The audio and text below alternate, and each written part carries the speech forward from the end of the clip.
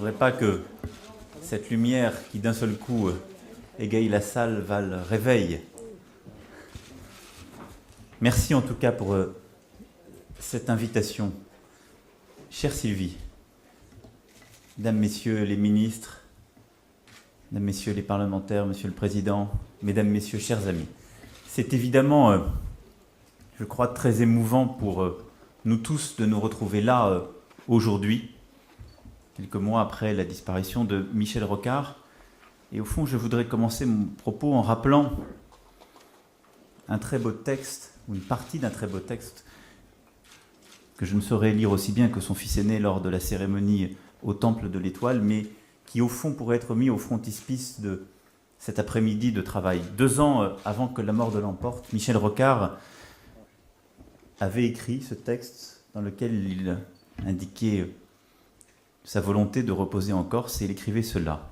« Le temps viendra bientôt pour moi, comme pour tous, de quitter la compagnie des vivants. Enfant de la guerre, préservé presque par hasard des souffrances les plus atroces qu'elle a pu engendrer, j'en ai côtoyé le risque d'assez près, pour avoir ensuite voulu découvrir, observer, savoir, analyser, comprendre, visiter aussi les lieux d'horreur d'Alsace, d'Allemagne, de Pologne, plus tard d'Algérie ou du Rwanda.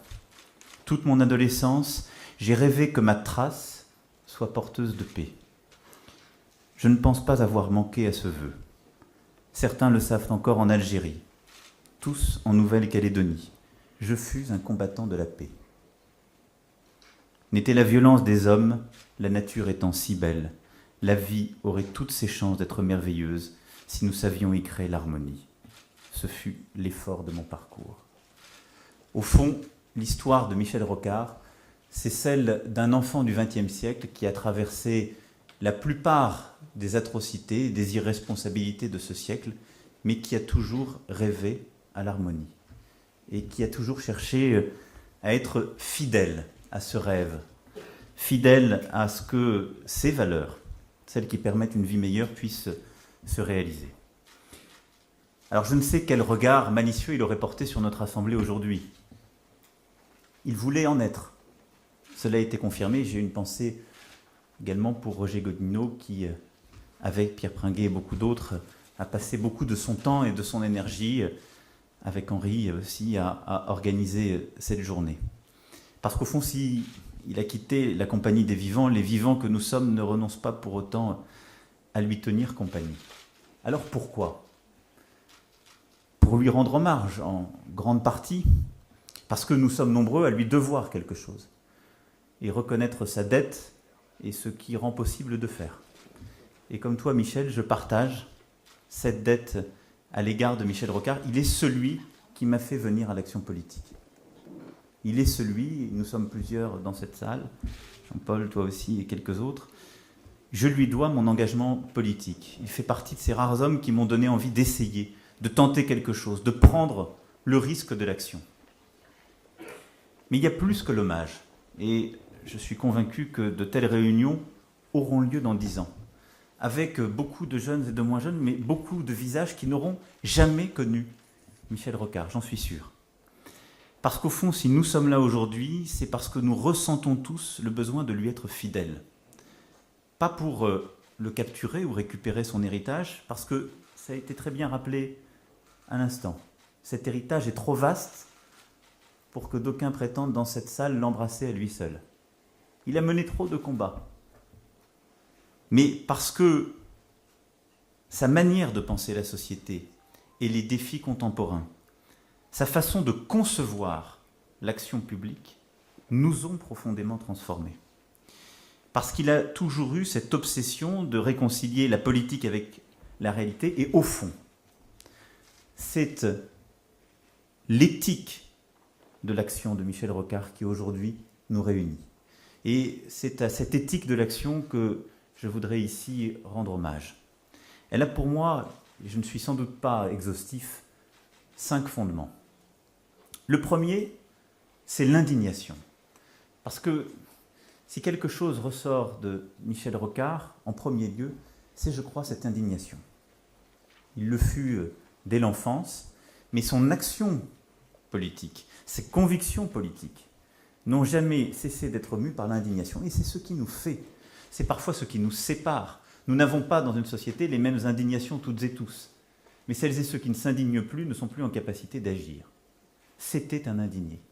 Et cette indignation, c'est celle évidemment qui conduit l'étudiant à dénoncer les crimes commis pendant la guerre d'Algérie, à contre-courant de tout et prenant tous les risques, et qui tout au long de son parcours politique ne cessera de dénoncer les incohérences de son propre camp, les injustices du camp d'en face, à mener des combats contre une Europe qui devient indolente, contre l'inconséquence environnementale, contre les excès du capitalisme, avec constamment cette implacable indignation qui fait partie de cette éthique de l'action. Parce qu'au fond, cette indignation ne le conduisait pas au défaitisme, au renoncement, mais l'orientait tout droit vers l'action, la volonté de faire et de changer les choses.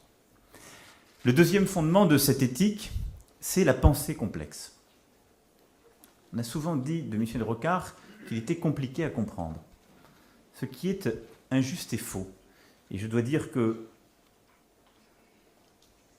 la chance que j'ai eue dans la vie m'a permis de fréquenter l'un de ces grands alter-ego intellectuels qui était Paul Ricoeur, à qui on faisait souvent le même reproche. Ricoeur avait eu une fois une très jolie phrase qui, quand je l'avais répétée à Michel Rocard, avait immédiatement été adoptée par ce dernier. J'ai une pensée complexe, mais jamais compliquée ou confuse. Ce qui est un distinguo important. Mais Michel Rocard, c'est cette exigence de la pensée complexe, parce que c'est le refus de céder à la facilité des amalgames, à l'impérium, en quelque sorte, de ce présent continu auquel il faudrait tout céder, et à cette volonté de toujours reconstituer la réalité qui nous entoure dans sa pleine complexité, dans tous ses linéaments, de comprendre, au fond, les symptômes, les phénomènes, mais pour revenir aux causes profondes. Il y a sans doute là une partie de l'atavisme familial scientifique. Au fond, les symptômes de la société, politique, économique et sociale, l'intéressaient peu. Ce qui était fondamental pour pouvoir agir utilement, c'était de penser les causes profondes de ces phénomènes qui nous entourent. Et saisir la complexité du monde, c'était ça, le cœur de sa pensée. En comprendre parfois les détours, les excès, pour toujours revenir, au fond, à ce sur quoi nous devions agir, qui n'était pas forcément le symptôme observé, mais la cause profonde. C'est fondamental dans une éthique de l'action contemporaine. Parce que sinon, nous sommes toutes et tous condamnés, au fond, à devenir les gouvernants de l'accessoire, les commentateurs de l'actualité. Nous devenons nous-mêmes les otages, en quelque sorte, de ces symptômes qui s'entrechoquent et nous accompagnons une société qui perd son sens. Ce qui l'avait chevillé au corps, c'était cette volonté de parfois se détacher, en effet, des événements, de comprendre le fait social, de lui redonner du sens, de savoir ralentir la cadence et reposer la conscience pour tresser les fils de la pensée et de l'action. Le troisième fondement de cette éthique, c'est l'efficacité dans l'action. Parce que sa pensée, je le disais, était tout entière, en quelque sorte, mue par une volonté d'agir, de changer les choses, de transformer les injustices ou le réel qui était autour de lui. Cette exigence qu'il avait chevillée au corps, c'était bien celle d'une transformation du monde. Rien que cela. Mais les véritables idéalistes, comme disait Chesterton, sont des grands pragmatiques. Et donc oui, cette efficacité dans l'action faisait de Michel Rocard un grand pragmatique de l'action publique. C'est celle qui très tôt l'a convaincu que dans le champ politique, la pédagogie avait un rôle central. Si l'on n'explique pas ce monde complexe, on ne peut pas prétendre le transformer ou agir utilement. C'est ce qui l'a conduit ensuite à penser les forces de la transformation, qui sont à la fois politiques et l'importance du parti, des alliés, mais qui sont aussi sociales. Et il est sans doute l'un de ceux qui a le plus compris, conceptualisé et agi avec les forces sociales du changement, ce qui n'était pas, on le sait, inné dans l'histoire de la gauche en France. Enfin, c'est aussi une méthode. parce que ce pragmatisme, chevillé au corps, il l'a décliné dans ses différentes responsabilités, et c'est cette volonté que l'action puisse être expérimentée, transparente, évaluée. Je retrouvais, en préparant ces quelques mots, son discours de politique générale en 1988. « C'est à cet univers en mutation qu'il nous faut nous préparer, disait-il. Et nous ne le ferons bien que si nous savons évaluer correctement ce que nous mettons en œuvre. L'évaluation des politiques publiques sera un aspect essentiel de la modernisation politique. » Ce texte pourrait être encore parfaitement contemporain, tant nos pratiques, il faut bien le dire, politiques et institutionnelles ne nous ont pas permis totalement d'aller au bout de cette démarche. Mais il a profondément, dans son action, modernisé l'action publique en mettant l'évaluation, en étant l'un des penseurs de la réforme de l'État. Et plusieurs dans cette salle s'en souviennent et y ont beaucoup œuvré, de la déconcentration, qui est l'un des aspects essentiels, je crois, de cette efficacité. Et à chaque instant, il a voulu, justement, que l'efficacité soit l'un des moteurs de l'organisation de l'État, de l'articulation de l'État avec les autres forces de changement, car c'est là l'unique moyen de légitimer l'intervention profonde de la puissance publique. Le quatrième fondement de cette éthique, c'est la cohérence. C'est là sa force. C'est ce qui nous rassemble aujourd'hui. Mais c'est aussi l'un des enjeux les plus terribles. La cohérence malgré les alliances qui se font et se défont, malgré les hommes, malgré les changements d'époque. C'est d'abord une cohérence entre sa pensée et son action. Michel Rocard était un homme de parti, cela a été très bien dit. C'est sans doute l'un des dissensus, je le disais il y a quelques semaines, qui pouvait parfois nous occuper.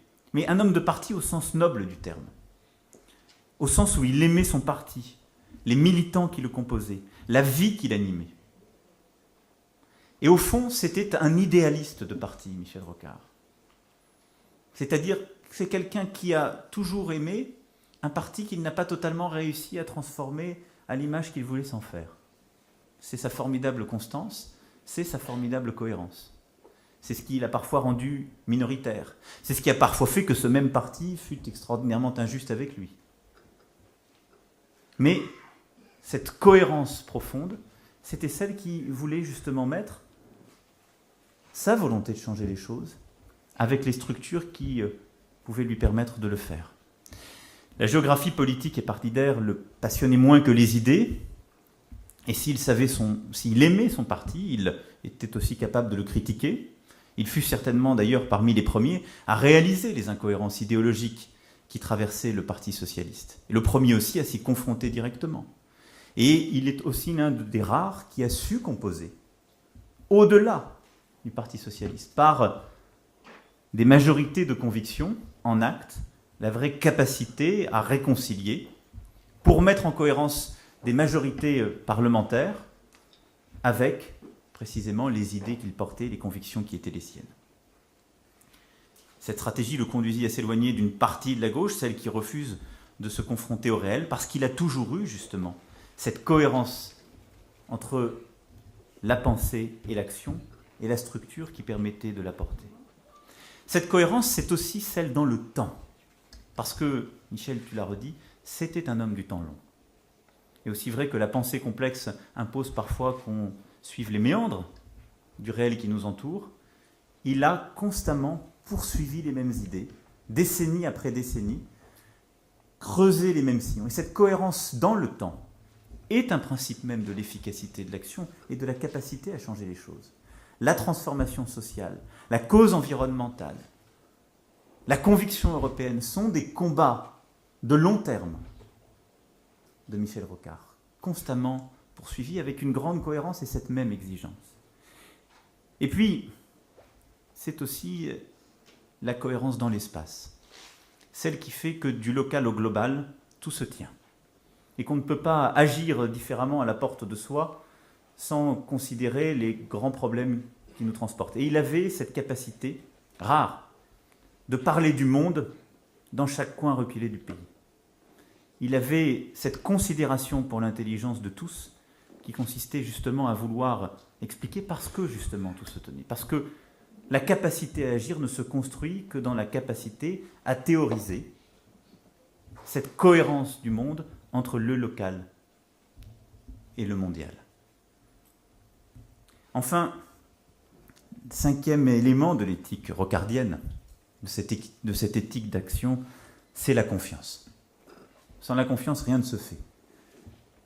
Et pour la construire, il faut être un généreux. C'était un généreux. De son temps, de ses idées, de ses engagements. Quelques semaines encore avant d'être hospitalisé, il poursuivait les voyages.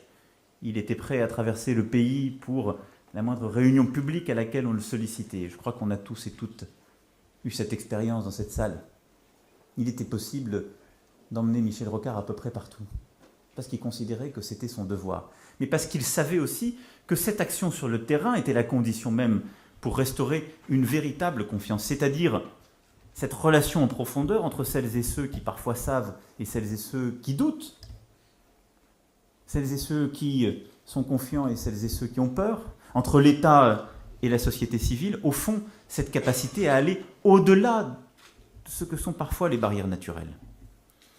Il affirmait dans un entretien donné à France Culture que l'art de gouverner, c'est l'art de faire vivre ensemble des gens, des structures qui n'ont pas de prédisposition naturelle et dont la logique instantanée est toujours de défendre leur autonomie, leur territoire contre l'empiètement des autres. La tendance naturelle d'une société, c'est de construire des camps, d'aller vers de la division et de s'essayer, au fond, à des disputes quand ça n'est pas davantage.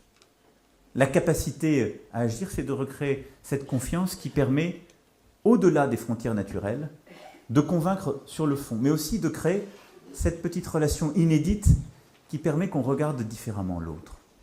Il avait ce don.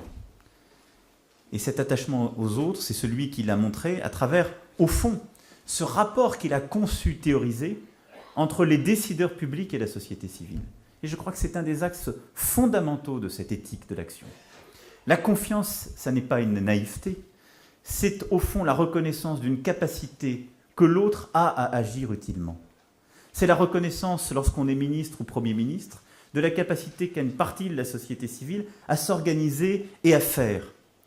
À ce que cette liberté qui lui est donnée peut aussi transformer le monde. Et que gouverner, c'est fixer les règles de cette liberté.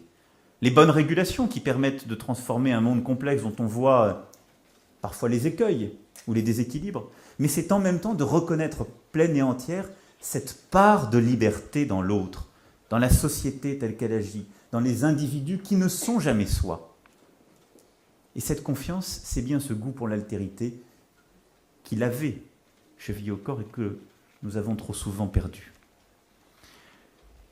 Dès les années 60, Michel Rocard en appelait à la décentralisation, à ce qu'il nomme la diffusion des responsabilités, parce que cette confiance dans l'autre, l'individu, le groupe social, la capacité de la société elle-même à s'organiser, c'est en même temps l'assignation de responsabilités qui vont avec cette confiance. Et c'est ainsi que la société peut utilement s'organiser, se transformer. Reconnaissons-le, Michel Rocard avait à cet égard un temps d'avance, et par son action et sa réflexion, il avait commencé à, au fond, dessiner les linéaments de ce bon gouvernement sur lequel a écrit récemment Pierre Rosanvallon et qu'il occupe depuis tant d'années, et qui devrait toutes et tous nous obséder. C'est ce bon gouvernement qu'il cherchait à faire à travers l'action de confiance, cette volonté justement de redonner à chacune et chacun sa place dans le jeu des responsabilités et de l'agir en commun. Si cette éthique de l'action lui survit, sur ces 5 fondamentaux, sans doute non exhaustifs, c'est parce que Michel Rocard était un précurseur.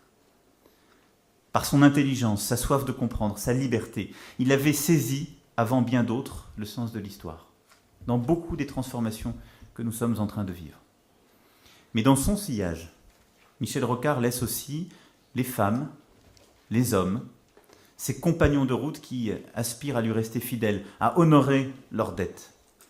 Il laisse ces visages dont cette assemblée est faite. Il nous laisse tous, sans qu'aucun de nous, pourtant, ne se sente vraiment orphelin, en fait. Alors nombreux sont les militants, les intellectuels, les fonctionnaires, les syndicalistes qui l'ont accompagné sans discontinuer. Nombreux sont ceux qui ont fait le choix de le servir tout au long de sa longue vie publique et politique, malgré les traversées du désert et malgré les revers. Parce qu'au fond, les rocardiens sont des engagés. Les rocardiens sont aussi sans doute des indignés. Chacun à leur niveau, chacun avec leurs moyens. Et aucune autre communauté ne peut se targuer d'avoir à ce point transformé le pays. Aucune autre communauté ne peut à ce point se prévaloir d'avoir œuvré concrètement pour le progrès. C'est une communauté d'idées, d'actions, de convictions.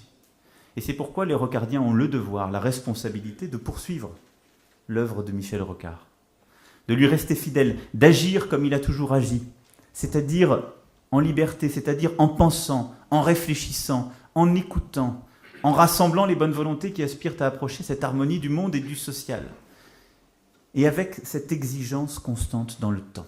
Alors oui, il faut poursuivre, et dans ce petit texte écrit 2 ans avant de mourir que j'évoquais au début de mon propos, Michel Rocard terminait en évoquant l'endroit où il souhaitait reposer, et il écrivait ceci: « À l'occasion, venez nous voir, me voir. Il faut garder les liens. Peut-être entendrez-vous les grillons, sans doute écouterez-vous le silence. À coup sûr, la majesté et la beauté de l'endroit vous saisiront. Quel autre message laisser que de vous y convier ?» Et au fond, l'initiative que vous avez prise aujourd'hui, c'est de permettre cette rencontre constante. Parce qu'au-delà des idées, des indignations, des convictions, il y a une très belle phrase que disait Joubert: « La vie, c'est du vent tissé. » Et Michel Rocard, définitivement, avait un don de tisserand. Merci pour votre attention.